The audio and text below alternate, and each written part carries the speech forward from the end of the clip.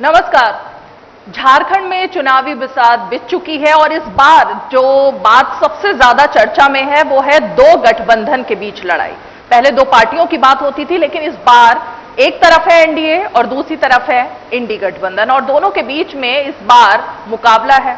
अब एनडीए इस बात को लेकर खुशी जाहिर कर रहा है कि हमारे बीच तो सब कुछ चकाचक चल रहा है, सब अच्छा है, और अगर कोई खराबी है, कोई टूट है, कोई फूट है तो वो विपक्षी नहीं बल्कि इंडी गठबंधन में जो यहां पर सरकार में है। लेकिन इसी तरफ इंडी गठबंधन का कहना है हमारे बीच सब कुछ ठीक है। लेकिन क्या वाकई में कांग्रेस पार्टी, जिसकी चर्चा हरियाणा चुनाव के बाद बहुत ज्यादा हो रही है कि हरियाणा में एक सेटबैक लगा और उसके बाद से अपने सहयोगियों के बीच जो बार्गेनिंग पावर है कांग्रेस की वो कुछ पिछड़ गई है, कुछ कम हो गई है, और ऐसा ही झारखंड में भी देखने को मिल रहा है। क्या सही है ये बात? हमारे साथ बात करने के लिए बेहद ही खास मेहमान मौजूद हैं। कांग्रेस के वरिष्ठ नेता, पूर्व अध्यक्ष और झारखंड की एक मुखर आवाज जो पार्टी की अब तक उठाते रहे हैं, राजेश ठाकुर जी, बहुत बहुत स्वागत है आपका। ठाकुर जी, पहला सवाल तो यहीं से शुरू कर लेते हैं। एनडीए कह रहा है हमारे में सब कुछ चकाचक है और कांग्रेस की बार्गेनिंग पावर खत्म हो चुकी है। नहीं, देखिए, हमें लगता है कि बहुत आरोप प्रत्यारोप में जाने की जरूरत नहीं है। जो आपके चैनल्स पे दिखाई देता है, जो सारी चीजें सामने आ रही है, अगर सब कुछ ठीक ठाक है तो घर घर हेमंता विश्व शर्मा और शिवराज सिंह चौहान और जितने बड़े नेता हैं उनको अब जनता के पास जाना चाहिए। वो तो नेताओं के घर घूम रहे हैं, मनाते फिर रहे हैं, पद का बंटवारा हो रहा है। जो व्यक्ति इस प्रदेश में प्रदेश अध्यक्ष रहा हो, रविंदर राय जी का बड़ा मैं सम्मान करता हूं, आज उनको कार्यकारी अध्यक्ष बना करके अपमानित करने का काम किया जा रहा है, बावजूद वो खुश हैं। तो हालत, हाँ बिल्कुल खुश होंगे तभी उन्होंने ये पद स्वीकार किया है। मेरे जैसे व्यक्ति को कोई इस तरह अगर करता, मैं तुरंत उस पद को त्यागता और कहता कि पार्टी का वर्कर हूं, पार्टी के लिए कार्यकर्ता की तरह काम करूंगा। अगर ये सौदेबाजी करेंगे, मैं इसमें विश्वास नहीं रखता हूं। अच्छा। वो उनको मैं बहुत अच्छे से जानता हूं, मुझे ये लगता है कि एक दो दिन में वो इस तरह की कोई कवायद करेंगे नहीं। लेकिन कल मैंने उनका इंटरव्यू किया, उनसे मैंने बात की, वो तो मुझे बहुत खुश दिखे। उन्होंने कहा मैं तो पार्टी के साथ 40 साल से ज्यादा समय से हूं और मैं कहीं इधर से उधर टस से मस नहीं होऊंगा। वो तो बहुत आश्वस्त लगे इस बात को लेकर। नहीं, देखिए, अब हम समझते हैं कि वो क्या कह रहे हैं, उनको खुद समझ में नहीं आ रहा है। चूंकि उनके आदरणीय जो बाबूलाल मरांडी थे, उनके साथ तो उन्होंने भारतीय जनता पार्टी छोड़ा हुआ है। जहां तक इंडिया जनबंधन का सवाल है, हम लोग इंडिया जनबंधन के सभी साथी मिलकर के जो जनता के बीच में काम किए हैं उसको लेकर के जा रहे हैं। नकारात्मक बात वो करता है जो सकारात्मक काम नहीं किया हो। पहले उन्होंने कभी कोई काम किया नहीं। केंद्र सरकार में 10 साल के बाद 11वां साल होने जा रहा है, उसकी उपलब्धि बताइए ना। आप नहीं बता सकते क्योंकि आपने कुछ किया ही नहीं है। हमने किया है। हमने ओल्ड पेंशन स्कीम देने का काम किया, हमने सर्वजन पेंशन देने का काम किया, हमने महिलाओं को सम्मान देने का काम किया, हमने रोजगार की जो गति रुकी हुई थी उसको आगे बढ़ाने का काम किया, और इस तरह के किसानों का कर्जा माफ किया। सब कुछ हमने, वो जो प्रयास होता है वो हमने किया। विपरीत परिस्थितियों में आपने देखा कि किस तरह से कोरोना का कहर आया। उस कोरोना के कहर को हमने काबू में करने का काम किया। लेकिन राजेश जी, मेरा सवाल तो कुछ और था, आप उस पर गए नहीं। हरियाणा चुनाव के बाद क्या कांग्रेस की बार्गेनिंग पावर खत्म हो चुकी है? नहीं, बार्गेनिंग किस बात की करनी है? सहयोगियों के साथ? नहीं, वो बार्गेनिंग भारतीय जनता पार्टी में होती है। आप लोग क्या करते हैं? नहीं, वो लोग बार्गेनिंग करने वाले लोग हैं, उनका काम है शुरू से बार्गेनिंग करना। आपने देखा बिहार में किस तरह से छलने का काम किया। आदरणीय जब रामविलास पासवान जी का निधन हुआ, उनके बेटे के साथ किस तरह से धोखा किया, भाई को गले लगाया, बेटे को दूर किया, और फिर जब भाई कमजोर हो गया तो भाई को दूर किया, बेटे को गला लगाया। इसको बार्गेनिंग कहते हैं। तो बेटा और भाई, उनके पास भी तो कुछ समझ होगी, वो भी तो अपने डिसीजन खुद ले सकते हैं, या सब कुछ बीजेपी करती है? देखिए, अगर सब कुछ बिल्कुल ठीक कह रहे हैं, लेकिन जो कई आप देखते होंगे कई जगहों पे कुछ झगड़ा कराने वाले लोग होते हैं, वो सब उसी पार्टी में चले गए हैं। उनका काम है सब परिवार को तोड़ना, देश को तोड़ना, राज्य को तोड़ना, सरकारों को तोड़ना, चुनी हुई जो जनता की सरकार है उसका बहुमत को लूट के भाग जाना, ये उनका काम है। हम बार्गेनिंग नहीं करते। हम ये देखते हैं कि कैसे जो राज्य के अंतिम पायदान पर बैठा व्यक्ति है उसको हम कैसे विकास की गति में, विकास की धारा में शामिल कर सके, हमारा वो काम ठीक है। राजेश जी, दिक्कत यही है कि जब भी कांग्रेस पार्टी के सीधे सवाल करो तो घुमा करके वो नहीं, हम कहां घुमा करके जवाब दे रहे हैं? आप बार्गेनिंग की बात कर रहे हैं तो आपको ये भी पता होना चाहिए कि हम 30 सीटों पे लड़ रहे हैं। तो बार्गेनिंग कम हुई ना? नहीं, कोई पिछली बार में अब में सीटें कम क्यों हो रही हैं? नहीं, देखिए, वो जम्मू ने भी अपना कम किया है। जब आदमी को दिल बड़ा करना होता है और किसी को और शामिल करना होता है, हमने CPI-ML को शामिल किया अपने में। तो अगर एक बढ़ गए एक घट गई, ये सवाल पार्टियों का नहीं है, सवाल लोकतंत्र में जनता का होता है। और जब जनता को केंद्र बिंदु में रखते हैं तो ये बातें बहुत छोटी हो जाती है। 1 सीट 2 सीट मांग रहे हैं, दे नहीं रहा है, इस तरह की बातें भारतीय जनता पार्टी में चलती है। आज सुने किया, अभी आपने देखा। फ्रेंडली फाइट क्यों हो रही है? अगर सब कुछ ठीक है तो आरजेडी कुछ सीटों पर फ्रेंडली फाइट कर रहा है, आप ही कुछ चुनौती दे रहे हैं, तो इसकी क्या वजह है फिर? जब आपने शब्द का यूज किया फ्रेंडली, हाँ, फ्रेंडली, लेकिन होती है फ्रेंडली फाइट कुछ? नहीं, फ्रेंडली क्या हुआ? आप क्या? नहीं, ये आप ही लोगों का शब्द है, हमारा शब्द नहीं है। फ्रेंडली फाइट, फ्रेंडली फाइट होती है। फ्रेंडली फाइट जो है मीडिया के साथियों का शब्द है ये, मतलब सीधी टक्कर। मैं ये सीधा जानता हूं कि जो भी कोई लड़ता है तो अपने हिसाब से, अपने तरीके से लड़ता है। कई जगह कार्यकर्ताओं की भावनाओं का ख्याल रखते हुए पार्टियों को इस तरह की कवायद करनी पड़ती है और उसमें उसको आप फ्रेंडली फाइट कह सकते हैं। आपको बोकारो से टिकट मिल रहा है? नहीं, हम देखिए चुनाव के लिए नहीं, चुनाव लड़ने वालों में से नहीं है, हम लड़वाने वालों में से हैं। अच्छा। हमने कभी चुनाव को प्राथमिकता नहीं दी। हम ये चाहते हैं कि हम 1 सीट जीतने के बजाय 20 सीट जीते, 25 सीट जीते, उस पर ज्यादा हमें फोकस करना है। और आज जो भारतीय जनता पार्टी ने जिस तरह से कल हरकत की है, क्या कि माननीय मुख्यमंत्री जी को जो प्रस्तावक थे उनके साथ छेड़छाड़ और जो भी आप कहिए कि उनको किस तरह से नामांकन को रद्द करा देना है, उस लड़ाई को हमें पहले लड़ना है। जी, एक तरीके से जिस चीज की बात कांग्रेस हमेशा कर रही है, जातिगत जनगणना को लेकर, सोर्सेस के हिसाब से जातिगत जनगणना पर बात हो रही है और लगता है कि अब शुरू भी हो जाएगी। आप तो एक तरीके से उसी की बलि चढ़ गए। नहीं, कौन सी बात, किसकी बलि? बलि, अगर मुझे ये कह रहे हैं कि बलि चढ़ गए तो निश्चित रूप से मुझे अपने बलिदान पे फक्र है कि अगर जिसकी जितनी आबादी है, अगर उसकी उतनी हिस्सेदारी देने के लिए अगर मेरा बलिदान एक बार नहीं 100 बार करना पड़े, उसके लिए तैयार हूं। और मुझे इस बात की खुशी है कि मेरे बलिदान पर ये कोई बुनियाद खड़ी हो तो निश्चित रूप से मुझे गर्व होगा और इतिहास में हमको याद रखा जाएगा। आपने देखा है इसकी जो भी लड़ाई लड़ी गई है हमारे ही जैसे लोगों के द्वारा लड़ी गई है, चाहे वो स्वामी सहजानंद सरस्वती हों, चाहे पूर्व प्रधानमंत्री आदरणीय VP सिंह जी हों। तो कब तक आप बलिदान देते रहेंगे? नहीं, बलिदान की क्या बात है? देखिए, हमने कहा ना कि राजनीति में आदमी को जनता को केंद्र बिंदु में रखना चाहिए, अंतिम पायदान पर बैठे व्यक्ति को केंद्र बिंदु में रखना चाहिए, न कि अपने आप को रखना चाहिए। हमारे जैसे लाखों कार्यकर्ता, मेरे पार्टी में 8.5 लाख कार्यकर्ता हैं जो एनरोल्ड हैं। उन 8.5 लाख कार्यकर्ताओं में से सिर्फ 31 लोग या 30 लोग चुनाव लड़ेंगे, बाकी तो कार्यकर्ता की तरह काम करेंगे। बाकी में भी तो लोग इस तरह के लोग होंगे। ऐसा नहीं है कि मैं ही सिर्फ पोटेंशियल वाला हूं, बहुत सारे साथी ऐसे पोटेंशियल वाले हैं। तो हम समझते हैं कि ये जो काम होता है जनता के लिए होता है और जनसेवा में जो करना पड़ेगा उसको करेंगे। राजेश जी, 2-3 स्टेटमेंट पर बात कर लेते हैं। आज हमने देखा निशिकांत दुबे का एक बड़ा बयान सामने आया। उन्होंने कहा बीजेपी की अगर सरकार बनती है तो आदिवासियों की जो जमीन है वो वापस करवाई जाएगी और खासकर घुसपैठ जिसका आपने अभी जिक्र किया, उस मुद्दे पर उन्होंने कहा कि इस पर सबसे ज्यादा काम होगा। देखिए, मैं तो ये कहूंगा कि निशिकांत दुबे जी के बयान को बहुत गंभीरता से नहीं लेना चाहिए। क्यों? और अगर आप लेती हैं तो आपको उनसे पूछना चाहिए, हो सकता है आपके कार्यक्रम में आए, हालांकि वो ऐसे कार्यक्रम में नहीं जाते हैं जहां कुछ उनको कोई सवाल पूछ दे और जवाब देना पड़े। वो एक तरफा बयान चलाते हैं। उनको ये बताना चाहिए कि पिछले 5 वर्षों में जब डबल इंजन की सरकार थी तो कितने आदिवासियों के घर, और वो लगातार 15 साल से सांसद हैं, कहने में जरा से भी शर्म नहीं आती, कितने का वापसी करा दिया और क्या करवाया 5 साल के डबल इंजन की सरकार में? आदिवासियों के साथ कौन खिलवाड़ कर रहा है? मतलब जब बीजेपी, बात होती है, भारतीय जनता पार्टी। आप जब झारखंड का जन्म हुआ, भारतीय जनता पार्टी की सरकार बनी और तब से आदिवासियों के साथ क्या क्या हुआ किसी से छुपा है क्या? माननीय मुख्यमंत्री आदिवासी नहीं थे क्या? फिर गलत आरोप लगा के जेल नहीं भेजा क्या?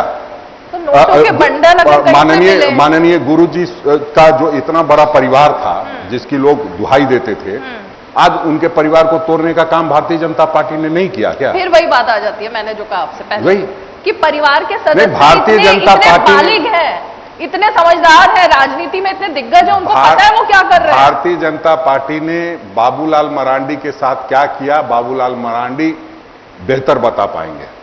एक जीते जागते जीते जागते मुख्यमंत्री को पैदल कर दिया, और वो व्यक्ति जो कहता था कि भारतीय जनता पार्टी में जाने से अच्छा होगा कुतुब मीनार से कूद जाना। अब कुतुब मीनार से कूदने वाली हालत जिस व्यक्ति की हो, अगर वो भारतीय जनता पार्टी में चला ही गया तो क्या बड़ी बात हो गई।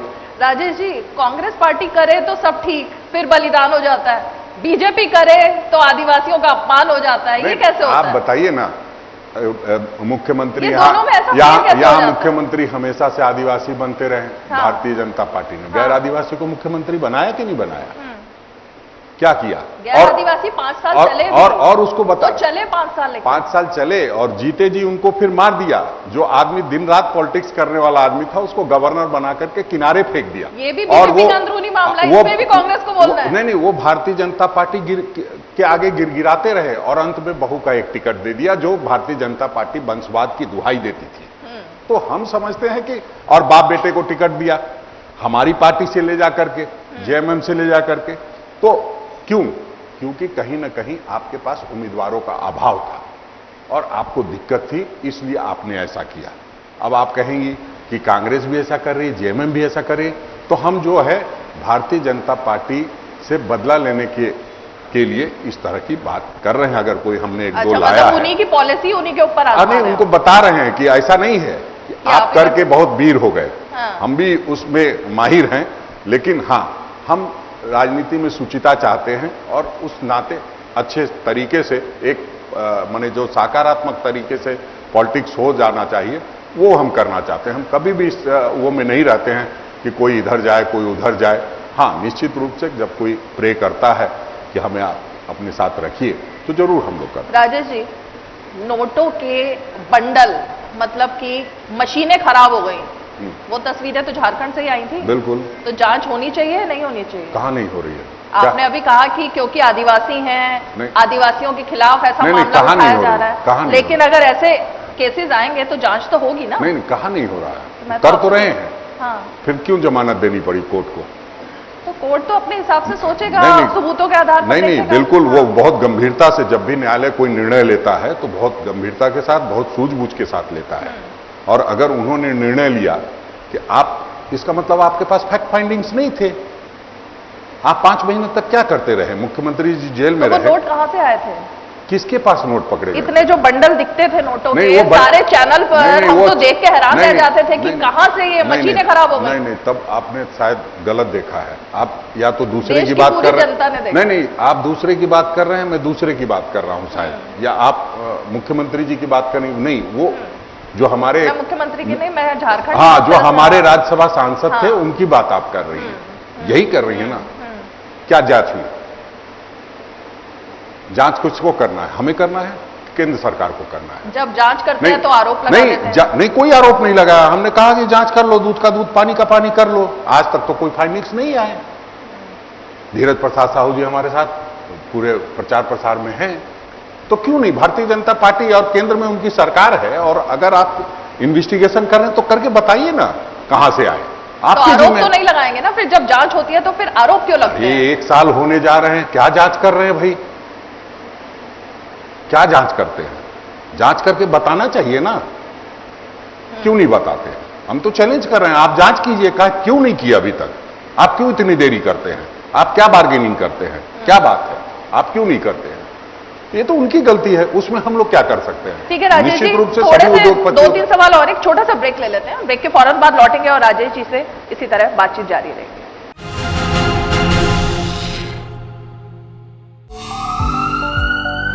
स्वास्थ्य से जुड़ी महत्वपूर्ण बात, देश के प्रख्यात विशेषज्ञों के साथ कैसे हो रोग के लक्षणों की पहचान। यदि आप हैं किसी रोग से परेशान, फोन और ईमेल के माध्यम से पूछें अपना सवाल।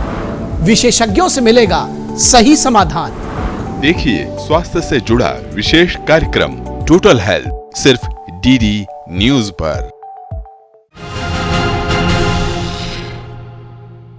ब्रेक के बाद आपका एक बार फिर से स्वागत है। राजेश जी, हेमंत बिस्व शर्मा जगह जगह घूम रहे हैं, उन्होंने कई बड़ी बातें कही। उन्होंने कहा है कि उनकी सरकार आएगी तो झारखंड में अब हिंदू सरकार बनेगी।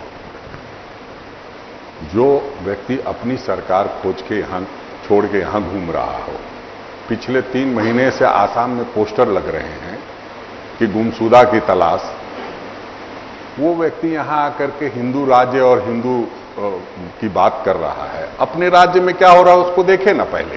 तो हम समझते हैं कि इस तरह की बातें सिर्फ और सिर्फ राजनीति के लिए इतने झारखंड के सीरियस विषय है, देश की नेशनल सिक्योरिटी का विषय है ये बिल्कुल बिल्कुल। तो इस पर थोड़ा सेंसिटिव होकर के बात करनी चाहिए। बिल्कुल पूरी तरह से सेंसिटिव होकर बात करनी चाहिए। और जो लोग इस तरह की बात करते हैं कि बांग्लादेश से घुसपैठ हो रहा है, उनको चीन के बारे में भी बताना चाहिए क्या कि घुसपैठ हो रहा है आपकी धरती पे आकर के। वो सिर्फ वो घुसपैठ नहीं हो रहा है, वहां आपकी सीमाओं में घुसपैठ होकर के आपके जमीनों पे कब्जा किया जा रहा है। वही तो बात है, आदिवासियों की जमीनों पर कब्जा हो रहा है। नहीं, उनकी बेटियों से शादी हो रही है जमीन हड़पने के लिए, यही तो आरोप है। नहीं, यही तो मैं कह रहा हूं कि तो फिर कर क्या रहे हैं गृह मंत्री जी? इस्तीफा दे देना, हमें बुला ले। सरकार की कोई जिम्मेवारी नहीं। केंद्र सरकार की कोई जिम्मेवारी, बॉर्डर सिक्योरिटी फोर्स क्या राज्य के अंदर आती है? इतना तो उनको समझना चाहिए। बोलने से पहले, आरोप लगाने से पहले मसला जो बॉर्डर का होता है। लेकिन ये सिर्फ वो नहीं कह रहे, ये तो हाई कोर्ट ने भी राज्य सरकार से फाइंडिंग रिपोर्ट मांगी। अब देखिए, राज्य सरकार की जिम्मेवारी तय की। अब देखिए तो हाई कोर्ट की तो आपने अभी तरफदारी की। हाई कोर्ट को मानते हाँ हैं बिल्कुल, ना? हाई कोर्ट को जितना बताया जाएगा उतनी ही बात समझ में आएगी। हाई कोर्ट तो ठीक ही बोल रहे हैं, हम कहां कह रहे हैं कि हाई कोर्ट गलत बोल रहे हैं। लेकिन पहले तो ये विषय आना चाहिए ना कि घुसपैठ कहां से हो रही है। एसएसबी है, आईटीबीपी है, बीएसएफ है, ये किसके जिम्मे है? माननीय मुख्यमंत्री के कि गृह मंत्री के जिम्मे है? इतनी अगर समझ में आ जाए उसके बाद हम लोग चर्चा कर लेंगे तो घुसपैठ पर। क्योंकि मुझे लगता है इस मुद्दे पर काफी गंभीरता से बात होनी चाहिए। गोल पोस्ट ही सिर्फ चेंज होती रहेगी या इस पर कुछ किया जाएगा वाकई में? क्योंकि राज्य सरकार की कुछ जिम्मेवारी तय होगी इस मुद्दे नहीं, पर। बिल्कुल। अगर डबल इंजन की सरकार थी 5 वर्षों तक रघुवर दास की और माननीय प्रधानमंत्री नरेंद्र मोदी जी की, तो उस दौरान क्या किया? कोई एक आध इंस्टांस लेके सामने तो आना चाहिए कि हां हमने इस तरह के लोगों को चिन्हित किया और इस पे कार्रवाई की। सिर्फ 5 वर्षों में तो हुआ नहीं होगा घुसपैठ, कि सिर्फ 5 वर्षों में हुआ है। अगर सिर्फ 5 वर्षों में हुआ है तो एक अलग बात है, और अगर वो कह रहे हैं कि 20 वर्षों से हो रहा है तो फिर तो आप जिम्मेदार हैं। 16 वर्ष तक सरकार आपकी रही है, भारतीय जनता पार्टी की। देखिए, जब भी कोई एक उंगली उठाता है तो 4 उंगली उसके तरफ होती है। तो इसलिए कोई भी आरोप लगाने से पहले इन लोगों को संजीदगी के साथ, मैं कह रहा हूं पॉजिटिव पॉलिटिक्स करें और जनता के बीच जो माननीय प्रधानमंत्री जी ने काम किया है उसको लेकर के जाएं। हम जो माननीय मुख्यमंत्री जी काम किया उसको लेकर के जाएं। बतौलेबाजी से सरकारें बनती और गिरती नहीं है। लेकिन क्या ये आपका मुद्दा है इस चुनाव में, डेमोग्राफिक चेंज? नहीं, डेमोग्राफिक चेंज मुद्दा तो भारतीय जनता पार्टी बनाई है, मतलब आपके लिए नहीं है ये? तो हम गंभीरता से लिए हुए हैं। क्यों डेमोग्राफी चेंज की बात कर रहे हो? नहीं करनी है? नहीं करे ना, तो 5 वर्षों तक क्या किया उन्होंने, जवाब उसका देना होगा। नहीं, लेकिन वही मैं कह रही हूं, आपके लिए अरे मुद्दा है या नहीं है? आज आप निशिकांत दुबे का ट्वीट देखिए। निशिकांत दुबे जी ने खुद कहा है कि राज्य सरकार ने निर्देश दिया है। पहले उनको समझना होगा कि वो कहते क्या है करते, इसलिए मैं कह रहा था उनकी बातों को गंभीरता से नहीं लेना। अभी आप खोल के देखिए उनके ट्विटर पे उन्होंने राज्य सरकार का पत्र का वो डाला हुआ है कि उपायुक्तों को पत्र लिखा गया है इस संदर्भ में जानकारी देने के लिए। तो आप कैसे कह रहे हैं कि हम गंभीर नहीं है? उमाशंकर अकेला कितने करोड़ में टिकट बिकते हैं कांग्रेस में, उन्होंने ये सवाल खड़ा किया। मैं आप ही से जानना चाहती हूँ, अब कांग्रेस के इतने आप मेन पोस्ट पर रहे और आपने 2 करोड़ में बिकते हैं, 4 करोड़ में बिकते हैं? नहीं, देखिए ये तो हेमंता बिस्व शर्मा जी नहीं, उन्होंने तो बढ़िया कांग्रेस पर बताएंगे। कहा। नहीं, वो इसलिए बढ़िया बताएंगे, वो खुद बिकाऊ माल है। वो जो जिसको भारतीय जनता पार्टी ने खरीद लिया सिर्फ इस बिहाफ पे कि जेल चले जाओगे, ईडी पकड़ लेगी, वो आदमी बता रहा है हमको कि कैसे होता है। उन्होंने नहीं कहा, उमाशंकर अकेला ने कहा, कांग्रेस के नेता ने कहा कि 2 करोड़ में टिकट बिकता है कांग्रेस। उन्होंने हेमंता के कहने से कहा। अच्छा, उन्होंने कहलवाया? कहलवाया। वरना उमाशंकर अकेला को यह बताना चाहिए कि पिछली बार जो टिकट मिला और तुम कांग्रेस के विधायक बने तो कैसे बने। महात्मा गांधी की मूर्ति के नीचे यही उमाशंकर अकेला मिलने आए थे और हमसे कहा कि हमारी टिकट के लिए कुछ कीजिए। हमने कहा कि ठीक है, मैं देखता हूं, आप परसों आइए दिल्ली, मैं ये करता हूं। एक दो जो हमारे बड़े लीडरान थे उन्होंने समझ लिया कि हाँ इनमें क्या डेप्थ है और उन्होंने कहा कि ये जमीनी लीडर है, इसको टिकट देना चाहिए। फिर हम लोग उसको कांग्रेस ऑफिस ले गए, वहां पटका पहनाया और टिकट दे दिया फ्री में।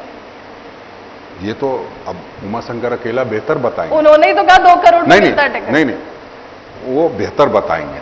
वो कह रहे हैं जब आदमी को कोई चीज डिनाई कर दी जाती है तो इस तरह की बातें आती रहती है, ये कोई बड़ी बात नहीं है। आज अभी दे देंगे तो बोलेंगे कि अरे वो गलती से बोल गए थे, किसी ने समझा दिया था। बोलिए तो हिमंता बिश्व शर्मा का नाम लिवा देंगे। अच्छा। लेकिन वो चूंकि डेट खत्म हो गया है, अगर डेट नहीं खत्म हुआ होता नॉमिनेशन करने का तो मैं उनसे बयान दिलवा देता। अंत में चलते चलते मैं आपसे यही जानना चाहूंगी, राहुल गांधी, प्रियंका गांधी आपके यहाँ पर कब आ रहे हैं प्रचार करने के लिए? मतलब चेहरे तो वही होंगे ना यहाँ पर? नहीं, आदरणीय मल्लिकार्जुन खड़गे जी, राहुल गांधी जी, इमरान प्रतापगढ़ी जी, सचिन पायलट जी और ऐसे जो हमारे तमाम बड़े लीडर हैं, तारिक अनवर साहब, बीके हरिप्रसाद जी आए हुए हैं, भूपेश बघेल जी, सभी आएंगे। और हम लोगों ने निवेदन किया है हमारी नेता प्रियंका गांधी जी से भी, वो अपने चुनाव में व्यस्त रहने के बावजूद उन्होंने कहा है मैं जरूर आऊंगी। और अगर सरकार बनती है तो मुख्यमंत्री हेमंत सोरेन ही होंगे या कांग्रेस की तरफ से भी कुछ होने वाला है? क्योंकि ऐसे बयान भी अब आ रहे हैं कांग्रेस ज्यादा सीटें जीती तो मुख्यमंत्री कांग्रेस का बन जाएगा। देखिए अब क्या है कि हम लोग मीडिया का बहुत सम्मान करते हैं, लोकतंत्र का चौथा स्तंभ बताते हैं, तो कुछ पूछता है तो उनका भी तो रोजी रोजगार चलना चाहिए। तो उस हिसाब पूछ ही रही हूं। हाँ, तो इसीलिए तो मैं कह रहा हूं कि माननीय मुख्यमंत्री हेमंत सोरेन हैं और आने वाले समय में माननीय मुख्यमंत्री हेमंत सोरेन होंगे। कांग्रेस की कोई दावेदारी नहीं होगी? जब हम लोग के गठबंधन की सरकार चल रही है और हमने पहले उनको मुख्यमंत्री बनाया है और उन्होंने विपरीत परिस्थितियों में यहाँ अंतिम पायदान पर बैठे व्यक्ति के लिए काम किया है, तो फिर इफ और बट का कोई सवाल नहीं होता है। इसलिए बिल्कुल। कितनी सीटें डीडी न्यूज के माध्यम से आप दावा करेंगे जीतने का? कितनी सीटों पर? ये तो भारतीय जनता पार्टी के लोग बताएंगे, वो बताएंगे। पिछली बार बता रहे थे 65 पार, तो वो जो बताएंगे, और 65 पार की बात कही थी उन्होंने, 25 सीटें आई थी। अगर इस बार कहें 75 पार तो समझ लीजिएगा 30 सीट उनको आएगी, 51 मेरी आएगी। नहीं, हम लोग उन्हीं के भरोसे छोड़ते हैं क्योंकि वो लोग विद्वान लोग हैं और ज्यादा बेहतर तरीके से समझते हैं। हम लोग जनता पे छोड़ते हैं, जो जनता जनार्दन है उसके कोर्ट में जाएंगे, वो जो हमको सम्मान देने का काम करेगी, उसके बाद हम सरकार बनाएंगे। बहुत बहुत शुक्रिया राजेश ठाकुर जी। राजेश ठाकुर जो कि कांग्रेस का जो रणनीति है और खासकर पूर्व अध्यक्ष होने के नाते इस वक्त जो कांग्रेस के मुद्दे हैं उन सब पर हमसे बात की। बहुत बहुत शुक्रिया।